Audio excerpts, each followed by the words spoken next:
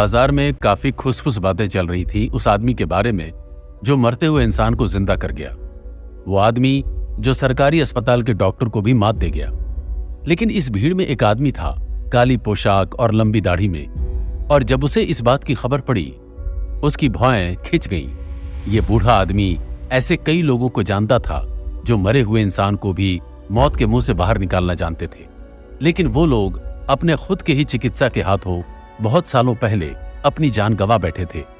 काली पोशाक पहना आदमी आसपास के लोगों से पूछता है, तो अब कहां गया वो मसीहा डॉक्टर? और जब उसे राजघराने का पता मिलता है तो अंदर से उसकी रूह कांप जाती है। वहीं दूसरी तरफ हवा की गति से गाड़ी राजघराने पर पहुंचने ही वाली थी। राजकुमारी दिया के चेहरे पर खूबसूरती के साथ ही बहुत खुशी दिख रही थी। भृगु भी अपने हाथ में 2000 के कई नोटों की गड्डी को दबाए हुए था और सोच रहा था कि अब वो अपनी होने वाली पत्नी को क्या क्या खरीद के देगा। गाड़ी राजघराने के मुख्य दरवाजे के पास आकर रुकती है। द्वारपाल दरवाजा खोलते हैं। गाड़ी अंदर प्रवेश करती है।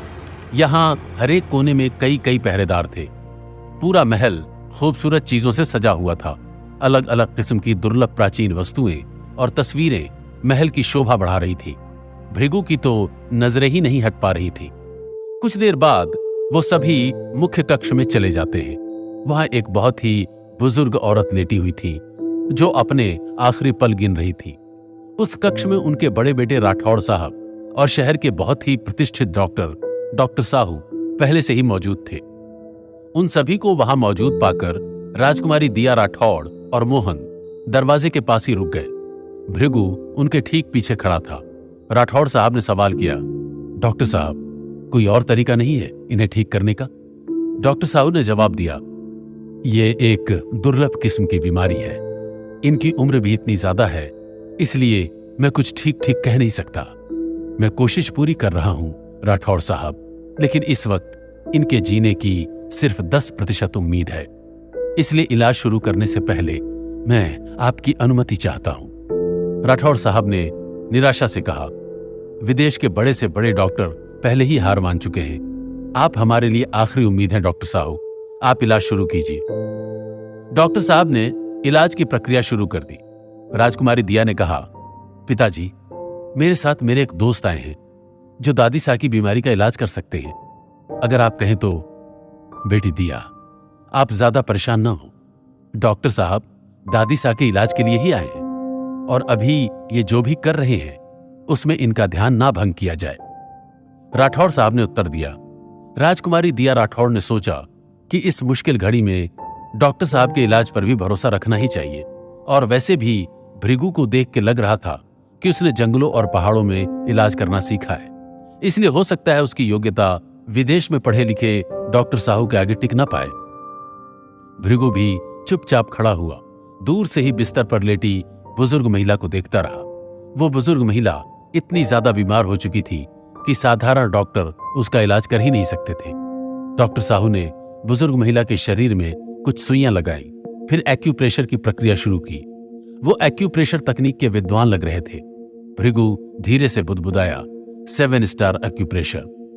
डॉक्टर साहू ने भृगु की आवाज सुन ली थी और उसकी तरफ देखकर कहा, वाह, तुम्हारी नजरें काफी तेज हैं और अच्छा लगा कि इतनी कम उम्र के होते हुए भी तुम इस तकनीक के बारे में जानते हो। ये 7 स्टार नीडल तकनीक एक ब्रह्मास्त्र है जो तूफान को चीर कर मरीज की जान बचा सकती है।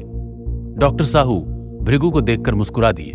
उनके लिए यह बहुत ही आश्चर्यजनक था, क्योंकि देश में इस तकनीक को अब न पढ़ाया जाता था और न ही कोई इस तकनीक का इस्तेमाल करता था। पर तभी भृगु ने कहा, डॉक्टर साहब, वैसे बुरा न मानिएगा, लेकिन मुझे लगता है कि आपकी तकनीक में कुछ कमी रह गई है। इस तरीके से तो दादी सा का बचना मुश्किल लग रहा है। डॉक्टर साहू ने चिढ़कर अब भृगु के हुलिये पर अपनी नजर दौड़ाई और कहा, क्या बकवास कर रहे हो? ये तकनीक हमें हमारे पूर्वजों से विरासत में मिली है। तुम जैसे झोला छाप डॉक्टर इसे कभी नहीं समझ पाओगे। राठौड़ साहब ने भी बाहें सिकोड़ ली, क्योंकि डॉक्टर साहू को उन्होंने बड़ी मुश्किल से बुलाया था। उन्होंने राजकुमारी दिया से कहा, दिया बेटी, आपके दोस्त से कहो कि बड़ों की इज्जत करना सीखे और चुप हो जाए। उनका गुस्सा कह रहा था कि अगर भृगु दिया राठौड़ के पीछे नहीं खड़ा होता तो अब तक धक्के मार के निकलवा दिया गया होता। दिया ने भी एक कदम पीछे लेते हुए भृगु के हाथों को खींच के पकड़ा ताकि वो फिर से किसी को नाराज न करे। यूं राजकुमारी की पकड़ से भृगु को अपनी बेइज्जती का एहसास हुआ और उसका मन उदास हो गया। उसके गुरु ने उसे बताया था कि अक्सर सांसारिक लोग जब खुद परेशान होते हैं तो वो दूसरों का अपमान करने से खुद को रोक नहीं पाते हैं। भृगु ने झट से अपने हाथ को राजकुमारी के हाथ से छुड़ाया और जोर से कहा, कोई बात नहीं राजकुमारी, क्योंकि यहाँ पहले से ही एक विद्वान डॉक्टर हैं तो मुझे यहाँ और रुकना नहीं चाहिए। भृगु ने उत्तर दिया और इसके बाद भृगु वहां से निकल गया। जाते हुए उसने राजकुमारी द्वारा दिए हुए पैसे भी वहीं एक मेज पर रख दिए। पर राजकुमारी दिया को भी अपनी गलती का एहसास हुआ और वो भृगु को रोकने के लिए उसके पीछे आई। हेलो, रुकिए प्लीज, मेरी बात सुनिए। डॉक्टर साहू एक मजे हुए डॉक्टर हैं, वो कुछ गलत नहीं कर सकते, लेकिन चूंकि आप मेरे साथ आए हैं तो मैं आपको इस तरह से जाने नहीं दे सकती हूं। और फिर राजकुमारी दिया ने भृगु के हाथ में दोबारा उन पैसों को रखने की कोशिश की। नहीं, मैं ये नहीं ले सकता, क्योंकि मैंने आपकी दादी का इलाज नहीं किया है। काश मैं आपकी मदद कर पाता। इतना कहकर भृगु ने अपनी नजरें राजकुमारी से दूर हटाई और वहां से चला गया। राजकुमारी ने उसे फिर से आवाज लगाई, लेकिन मोहन ने उन्हें रोक लिया और कहा, राजकुमारी जी, जाने दो उसे, घमंड कुछ ज्यादा ही चढ़ गया है इसके दिमाग में। राजकुमारी दिया को बहुत बुरा लग रहा था, लेकिन वो अपनी दादी सा के पास लौट आई। जैसे ही वो अंदर गई, उन्होंने देखा कि दादी सा उठ खड़ी हुई है। ये देख राजकुमारी दिया खुशी से ताली बजाने लगी। ये साफ था कि डॉक्टर साहू ने अपनी प्रतिष्ठा के अनुरूप काम किया है। वो सच में एक विद्वान डॉक्टर हैं। राठौड़ साहब ने भी जोश से अपनी मुट्ठियां भींच ली और घोषणा की कि आज रात राजमहल में एक शानदार दावत का आयोजन किया जाएगा। उम्मीद है डॉक्टर साहू को यह पसंद आएगा। डॉक्टर साहू ने मुस्कुरा के शुक्रिया अदा किया। राजकुमारी भी अपनी दादी सा के कोमल गालों पे हाथ फेरने लगी। उसने कहा, दादी सा, आपने तो इन दिनों हम सबको डरा ही दिया था। दिया ने फिर पूरी कृतज्ञता से कहा, अगर डॉक्टर साहू न होते तो पता नहीं क्या होता। लेकिन तभी दादी सा की जबान लड़खड़ाने लग गई और वो कोमा में चली गई। ये पहले से भी अधिक गंभीर स्थिति थी और पूरा परिवार बुरी तरह से डर गया। डॉक्टर साहू ने दोबारा चेक किया, पर इस बार उन्हें कुछ समझ में नहीं आया। उन्होंने 7 स्टार तकनीक को पहले भी आजमाया था, पर पता नहीं क्यों आज वो असर नहीं कर पाई। दादी सा की तबीयत लगातार बिगड़ती जा रही थी। इसका मतलब उस तकनीक में कुछ तो कमी रह गई थी। राजघराने के एक सदस्य को यूं अपने सामने मरते हुए नहीं देखना चाहते थे डॉक्टर साहू। इसलिए उन्होंने घबराते हुए कहा, जाओ उस आदमी को ढूंढ के ले आओ। यह सुनकर राजकुमारी दिया को भी बहुत अफसोस हुआ और उन्होंने कहा, अब तक तो वो बहुत दूर चले गए होंगे, अब कैसे उन्हें ढूंढेंगे। पर राठौड़ साहब ने अपने सेवकों को आदेश दिया कि वो भृगु को पाताल से भी ढूंढ कर ले आएं, और कुछ ही देर में पूरा शहर भृगु को ढूंढ रहा था। इसी बीच चौहान फैमिली, जो कि शहर की दूसरी सबसे ताकतवर और संपन्न फैमिली थी, रविवार के दिन अपने बगीचे में सुनहरी धूप का आनंद ले रही थी। मिस्टर चौहान बगीचे के फूलों की तारीफ कर रहे थे। उनके साथ एक बेहद खूबसूरत लड़की थी जो रिश्ते में उनकी पोती थी और उसका नाम था उमा। उमा की चमड़ी दूध से भी ज्यादा सफेद थी और फूलों के इस बगीचे में वो किसी परी से कम नहीं लग रही थी। उमा ने अपने दादाजी से कहा, दादाजी, अपनी कंपनी के सभी इंटरनल मामलों की रिपोर्ट आ गई है। उमा, तुम चौहान फैमिली का एक मजबूत स्तंभ हो। अगर तुम न होती तो मैं इतना सुकून से रह ही नहीं पाता। कुछ सालों में ही इस कंपनी की बागडोर पूरी तरह से तुम्हारे ही हाथों में होगी। ऐसा कह के मिस्टर चौहान मुस्कुराए और अपनी पोती को गर्व से देखा।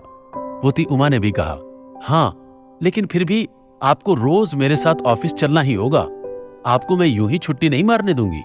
मिस्टर चौहान ने अब थोड़ी गंभीरता के साथ कहा, देखो उमा, तुम्हारे भाई अभी भी उतने सक्षम नहीं हुए हैं, इसलिए भविष्य में तुम्हें ही सब कुछ संभालना है। उमा समझदार और आत्मविश्वासी लड़की थी और मिस्टर चौहान उसकी नेतृत्व करने की क्षमता को कंपनी की ताकत बनाना चाहते थे। वो बहुत ही कम उम्र में कंपनी की डायरेक्टर बन गई थी और साथ ही सब लोग उसे इस शहर की सबसे शक्तिशाली महिला का दर्जा भी देते थे। उसका आत्मविश्वास उसकी बाहरी सुंदरता को और भी बढ़ाता था। शादी की उम्र हो जाने के बाद तो देश भर के हजारों योग्य लड़के उसके दीवाने थे।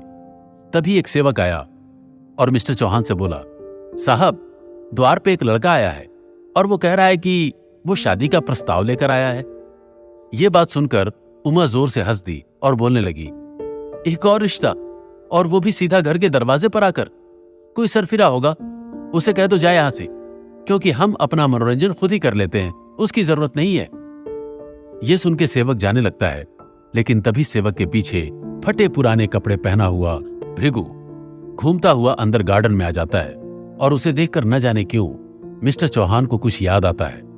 तभी उमा भृगु का मजाक बनाते हुए जोर से पूछती है, ओ हेलो, किसने भेजा है तुम्हें?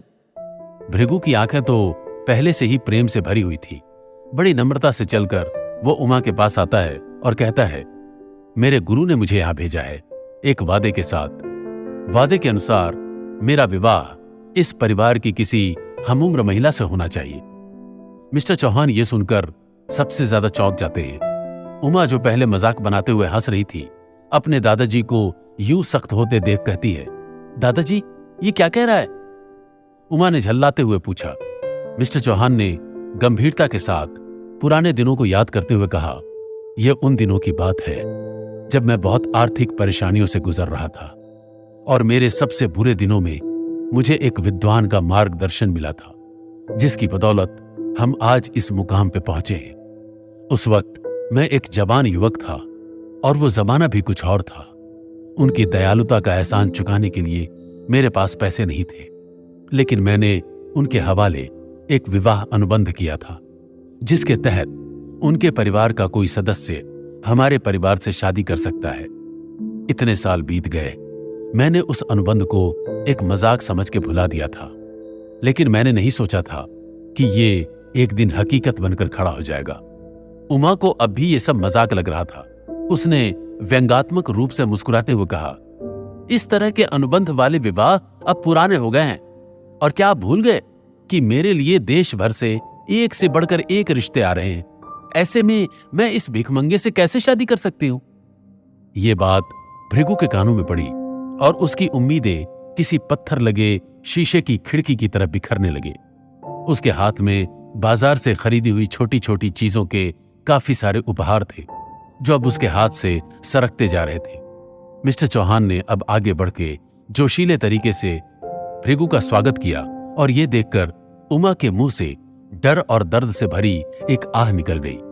यूं ही एक पल में उसके भाग्य यूं बदल जाएंगे, ये उसने कभी सपने में भी सोचा नहीं था, और ना ही उसने कभी उम्मीद की थी कि उसका होने वाला पति यूं फटे और मैले कपड़ों में उसके घर आएगा। क्या भृगु के विवाह प्रस्ताव को चौहान परिवार स्वीकार कर पाएगा? जानने के लिए सुनिए मसीहा डॉक्टर का अगला एपिसोड।